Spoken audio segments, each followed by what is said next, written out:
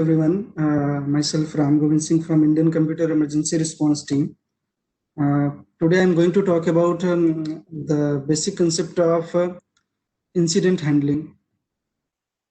So in this talk I will talk about what is an incident, what is the concept behind the incident handling and incident response, what is a computer security incident response team and how it can be established. What are the set of steps that we need to follow while handling an incident? And I will also take an example of phishing incident and will elaborate how phishing incident can be handled.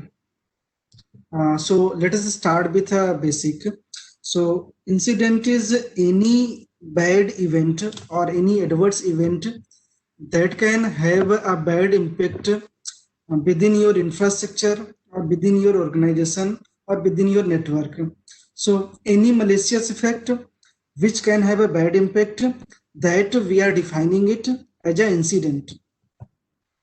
Now, what can be the example of incident? For example, your organization is suffering from denial of service attack or DDoS attack, or there have been multiple unauthorized access or hacking. Hacking can be like your website has been hacked, your database has been compromised, or your Active Directory server has been compromised. Similarly, any worm or malware that has affected your workstation, or someone is doing network probing or scanning within your network, or someone is performing a malware attack or targeted APTs attack, ransomware attacks, data breaches, or insider threat. All these can be classified as a cyber incidents. So incidents can be from a small amount, which have a small impact, till a large amount, which can completely disrupt your network, your working of the normal working of the your organization. So to handle incident, first of all, you has to understand the different kind of cyber threats, different type of cyber attacks, which are undergoing in the cyberspace. After understanding of that, it may possible that you might have suffered from a cyber incidents, like your organization has impacted with a botnet attack, or you might suffered from exploit kit attack, zero day attacks, APT attacks. It is obvious that even you are using a best practices within your infrastructure, it cannot guarantee that attack will not happen. You may be you can got an attack with from cyber attacks, and in the worst case, it can impact your organization, it can impact your customers, or even if you are using a critical infrastructure, then it can impact your country as well. So what things we need to take care? If cyber incidents are happening within our network, within our organization, then various questions comes in our mind, like who is going to handle this incident? Like if a ransomware attack happened, then who will take care of it? What can be the worst impact of this attack? And if anyone is noticing, anyone is observing the incident, malicious behavior of the system, then to whom we should contact, and how different kind of incident can be prioritized, how we should respond against it, and which person will handle which kind of things. So these are the basic questions that we have to answer while when cyber incidents are occurring within our organization. So we need to focus upon, like, there should be a proper set of steps and procedure so that we can respond against an incident. Now, another, during the incident handling process, we should minimize the damage that is done by the cyber attacks, cyber incidents, and we should perform recovery of the systems as early as possible, and we should be able to prevent it from further recurrences. So the incident handling and incident response procedures comes in existence. So what is incident handling?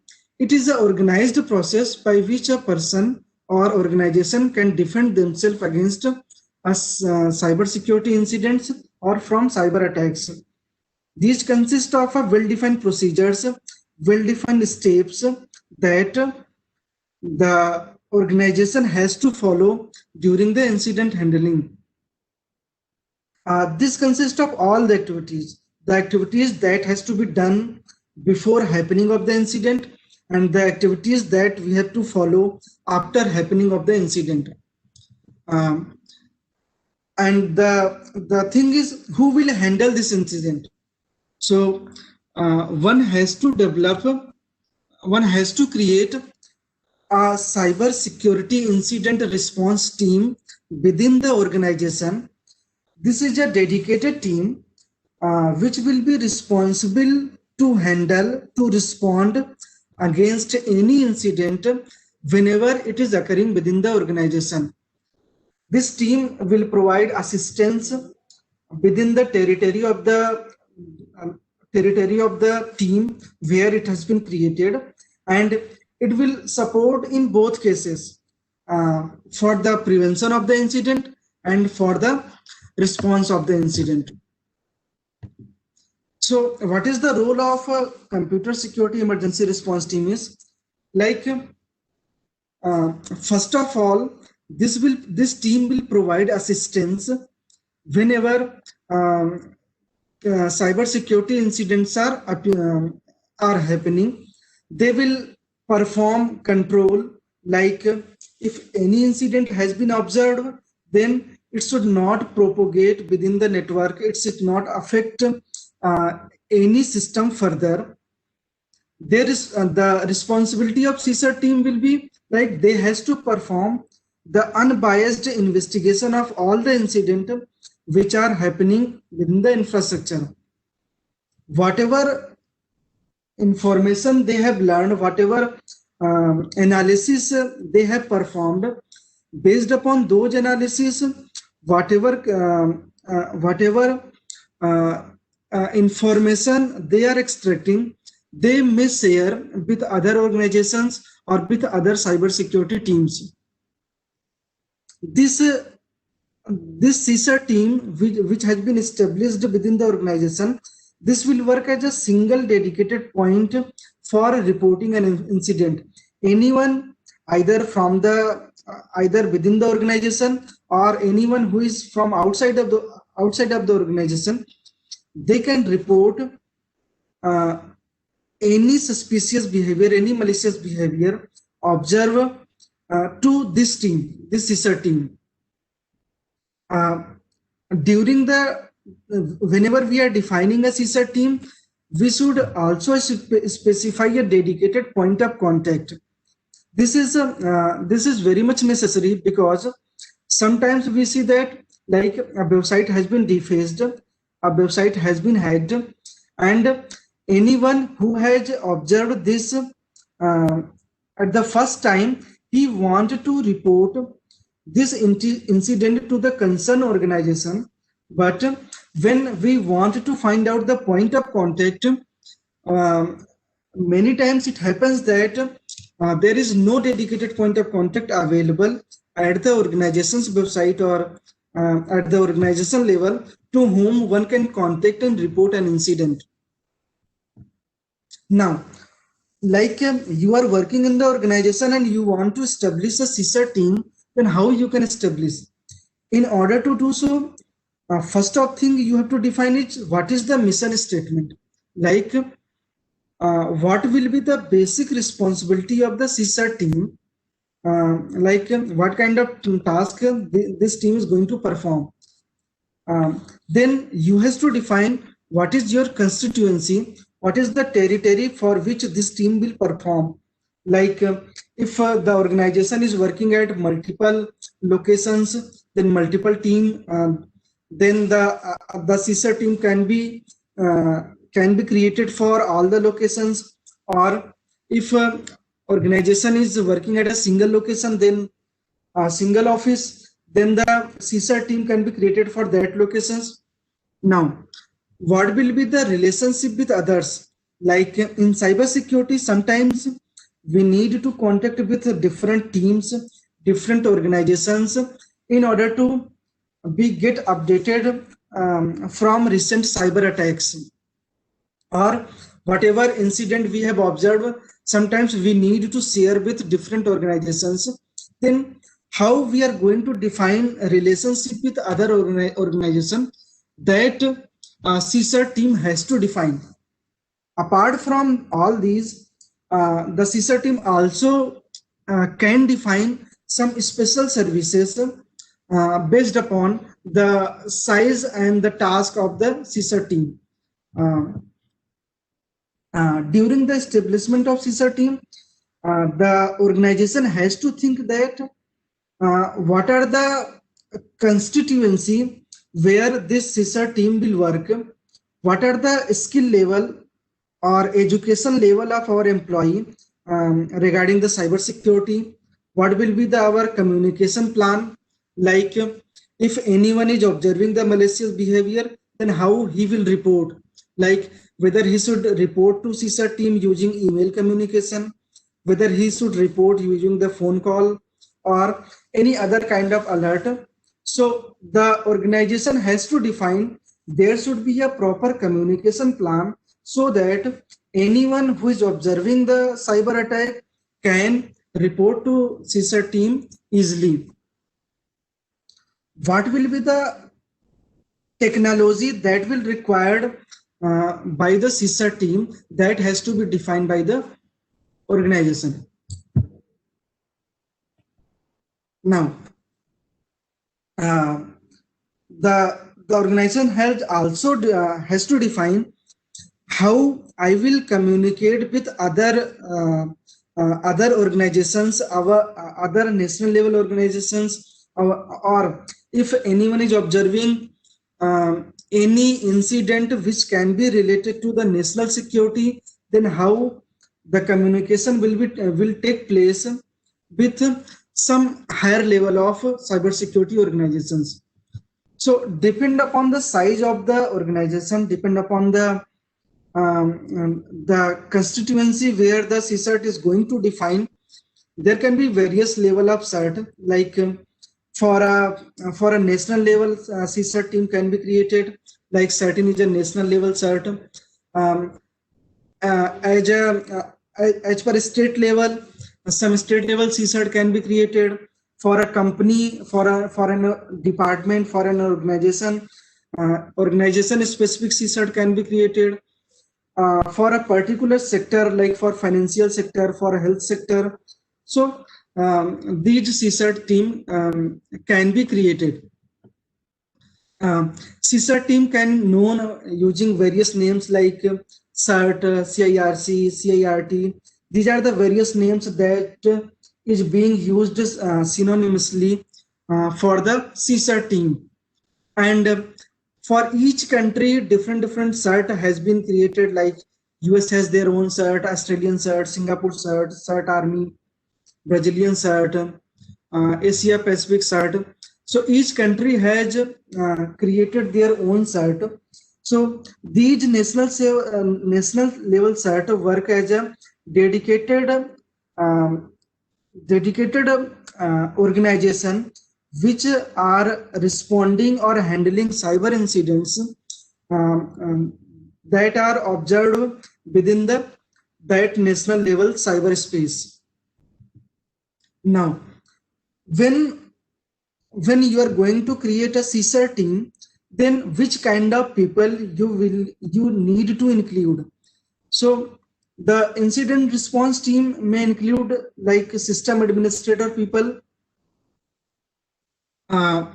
These are the set of people who has the knowledge of system resources. Like what are the systems that we have within our organizations, which kind of operating system we are using, which kind of data backup plan we are using, which kind of hardware we are using.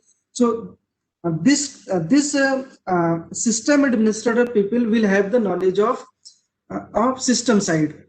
Secondly, there will be network administrator people. They have the knowledge of network, which kind of firewall we are using, which kind of IPS, IDS we are using, how the entire infrastructure of the organization has been created, and what will be the backup plan whenever the incident will occur within the organizations. So they have the skill of the network. Now, the other is information security expert. These people will be expert in the cyber security. If any incident has been occurred within the organization, then they will perform the incident analysis and try to respond against the incident. Similarly, some other person can also be included, like executive management, legal people, management, financial auditors, human resource people. So it's entirely depends upon the size of the organization and the size of the CSR team, how many people will be included in that. If the size of the organization is just small, then one person can play the role of multiple entities. And if the size of the organization is large, then multiple people can involve for a dedicated CSR team. Now, when you are defining a CSR team, then you have to define what kind of services, what kind of roles and responsibility the team will play. So we can define the services into three categories, like what will be our reactive services, what will be our proactive service, and what will be our other services. In reactive services, this include all those services which a CSR team has to perform after happening of the incident, like incident analysis. Like if something is observed, then the CSR team perform incident analysis and will come up at conclusion that this was the incident, and this was the adversarial effect of the incident which have been observed. This CSR team can also go on-site locations for handling incident. They can also provide support for incident response and coordination for incident response. During the reactive services, they can also perform vulnerability handling, artifact handling. Artifact means different kind of resources, different kind of evidence that has been collected during incident response. Now, what can be the proactive services? Like within the organization, if something has been observed within the cyberspace regarding about the latest cyber attacks, then all these activity can be performed in order to prevent the attacks within the organization. For example, like if ransomware attacks are going in the cyberspace, then the CSR team can analyze that whether our organization is infected with this latest ransomware attack or not. So this kind of activity can be performed before the happening of the incident. They can be up to date regarding the cyber attacks. They can collect latest information from different channels. They can perform security audit, penny testing. They can develop various tools for defending against the cyber incidents. They can collect different kind of threat intel from different organizations. So the CSR team has to define which kind of proactive services they are going to integrate. Now, in the terms of other services, they can include like a security quality management plan, like they can assess the cyber security of the organization, they can perform risk analysis, security consultation services, awareness building program within the organization. They can provide education and training program, and they can also evaluate the product and certifications. So these are the services that a CSIRT team has to perform within the organization. Now, if a cyber incident has been observed, then what are the set of stages that we have to follow during the incident handling? I'm taking the example of the model of Cisco. It has 5 stages. Like if any incident has been observed, then all these set of stages the CSIRT team has to follow in order to respond against the incident and in order to mitigate the incident. Let us discuss one by one. In preparation step, the CSIRT team has to ensure that any cyber attack should not happen within our organization. For this, they can do a proper planning in order to prevent the attack. What can be the proper planning? This can include, like, the team can analyze what are the systems, what are the resources that are being used within the organization. They can keep an asset inventory, systems inventory, and they can also maintain the list of what are the critical and high valued resources within the organization, what are the critical path, what are the critical path that is established within the organization, and if any incident will observe, then what will be the backup plan that we can use during the in order to perform the smooth running of the normal process of the organization.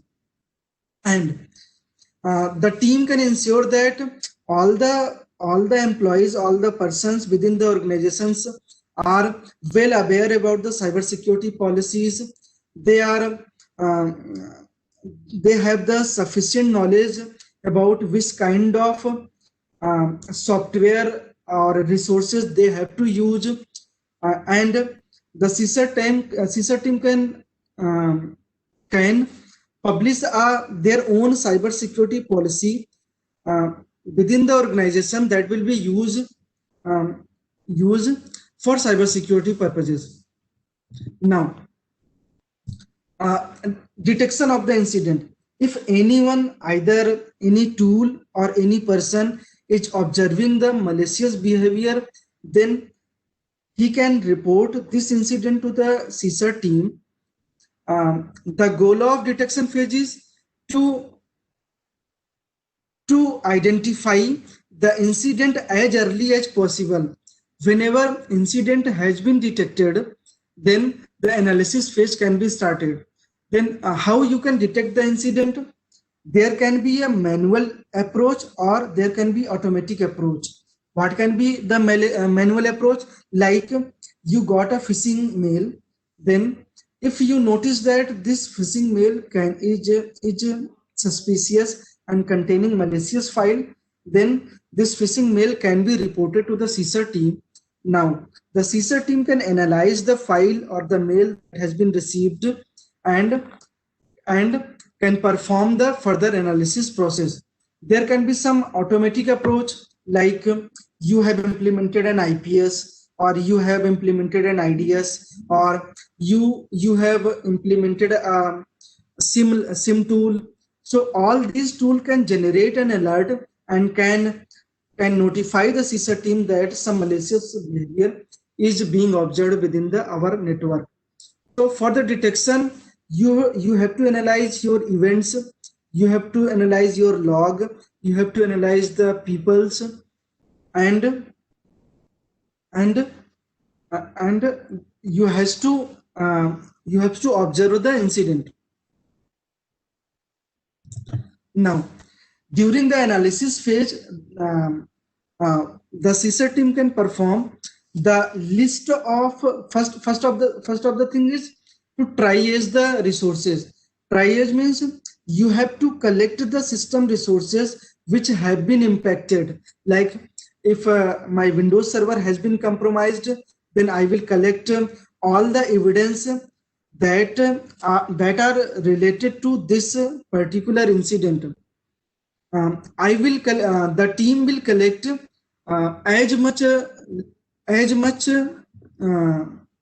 uh, resources which are required for incident analysis. This can be like the team can collect various kind of log like firewall log, access server log, database logs.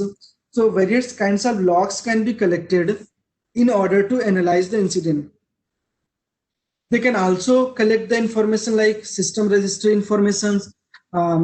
If any malicious email have been received, then those can be collected. If any network activity have been observed, then those information can be collected and the analysis can be started. The team can also perform the timeline analysis like what is the first time when the incident was observed and who is the person who has discovered this incident. And in the analysis phase, they can perform like what are the systems that has been impacted and what are the scope of the compromise. Like if this is a malware, whether this have been propagated to any other system as well or not. Based upon the preliminary analysis, they can perform the containment operation. Like if the organization is impacted with a malware, then the goal of CSER team is like it should not spread further. We have to limit and prevent further damages that can happen by this incident. So what is containment? Containment is basically to stop further damages that can happen because of this incident. So it's entirely depend upon the CSER team which kind of strategy they are going to follow during the containment phase. For example, they can block some restrictions over the perimeter devices, like stop all the outbound traffic from the firewalls, implement some additional filters at IDS level, IPS level, or you can implement additional firewall policies. Similarly, at internal level, you can implement a different kind of strategy based upon the type of incident you are observing. Like you can immediately switch to a different LAN network, or you can implement a router-based segmentation policy. You can implement port blocking. These strategy you can follow during the containment phase. Similarly, you can also implement endpoint strategy like you can immediately disconnect all the laptop or systems that are being impacted. You can power off the server. You can block. You can implement some special rule over your desktop firewall. So different strategy can be followed depend upon the which kind of incident is occurring within your organization. Now, in eradication phase, the goal is to complete removal of the cyber attacks by performing the root cause of the analysis. So in this phase, you can scan all over the network and can verify that whether there is any presence of the malware in other system as well. You can disable your compromised accounts. You can implement patch operations, and you can also issue what will be the best security practices that has to be followed within the organization. Now, The goal of the recovery phase is to restore the smooth operation of the organization. The CISR team has to define what will be the date and time the restore operation will occur. They can also perform continuous monitoring that the similar incidents should not take place further. And the last is the post-incident activity. Whatever we have learned from the incident, we can prepare a report and we can analyze that what are the things that can be improved. If anything is anything important we have find, then we can share these information with different CERT, like you can share with other CSERT teams, or you can share these informations, these finding with national level CERTs. You can also publish an advisory and alert within the organization regarding the findings, and you can prepare a future plan that such activity has to be followed in the future. Let us take an example of a phishing incident. Like if a phishing incident has been observed within the organization, then what will be the set of steps that that we have to follow during this incident. For example, I have taken the example of a phishing mail that have been received to the incident, and this contains a file which appears to be suspicious. So if this phishing mail is observed by an individual, then he can perform a basic level of analysis at own level, like he can calculate the hash of the file. He can calculate the hash of the file and can check at VirusTotal that whether this file is malicious or not. He can scan that file by using any antivirus tool and can check whether this file is malicious or not. If anything he found suspicious, then this email header as well as the file received can be communicated to the CSER team, and CSER team can perform the incident analysis process.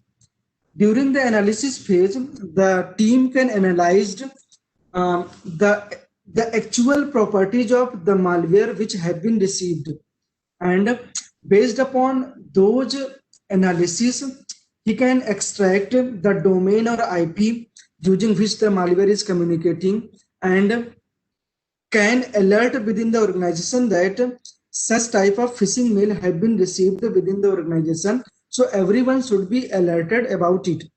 In the next step, the CSER team can identify who are the person who has received this phishing email and whether they have clicked upon it or not. If anybody has clicked on those emails and executed the malicious file, then the team can isolate those systems which has been compromised by the malware, and the team can analyze those systems in order to prevent attacks further.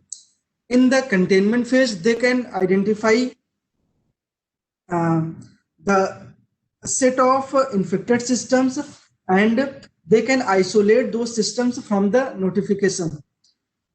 They can also notify to the organization about this incident.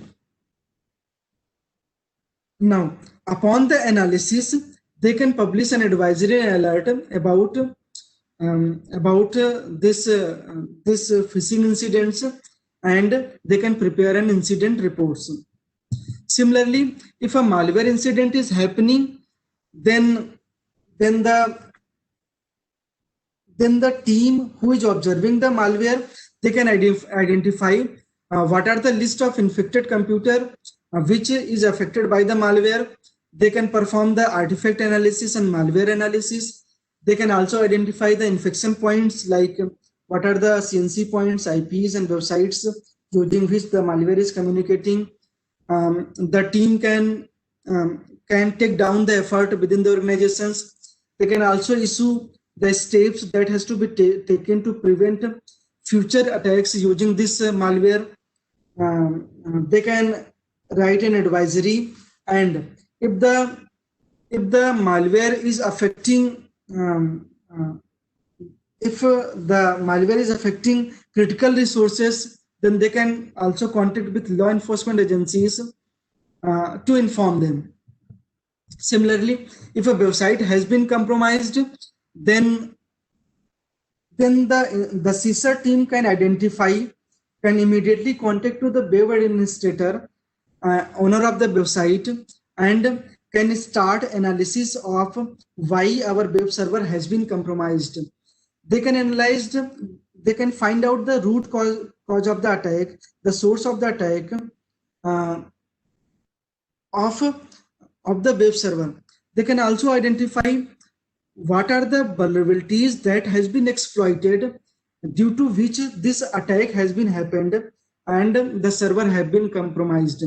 The team can also the team can also ensure that what are the data that has been exfiltrated, that has been taken up by the attackers, and if data is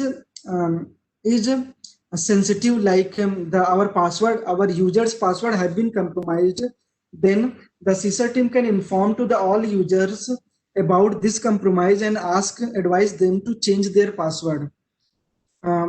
They can also apply fixes and patches so that our server should not be suffer from further attacks, and the CISA team can share all the findings with different teams. Now, as I mentioned, different type of collaboration and information sharing is required whenever we notice, we observe something regarding the cyber attacks or regarding the cyber incidents. So this collaboration can be like collaboration with different certs, or collaboration with different kind of threat intels, like one can receive feed from shadow servers, or one can receive the feed for threat intels. So these kind of information either they can share or they can receive from different organizations regarding the latest cyber attacks. There have been various project, information sharing project run by different departments, like threat intel sharing by CERTIN, security operations center by SOC, honeypot project by CDEC, and botnet and vulnerability sharing by Cyber Swachhata Kendra, and um, RVDP program by NCIAPC. So these are the various information sharing project that is run by the different departments that can be used in order to get information about the latest incidents. And in order to analyze the incident, in order to detect and respond the incident, you may require various kind of tools that will be needed during incident handling. I have mentioned few tools. One may go through it and can look at it. There are some other tools. Okay, this was all from my side.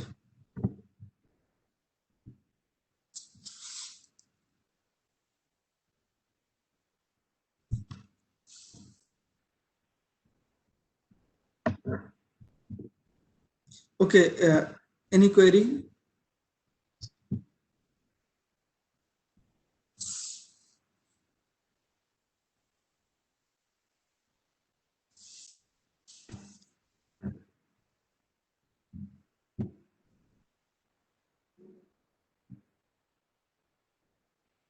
Yeah, if anyone has any doubt, I can answer that.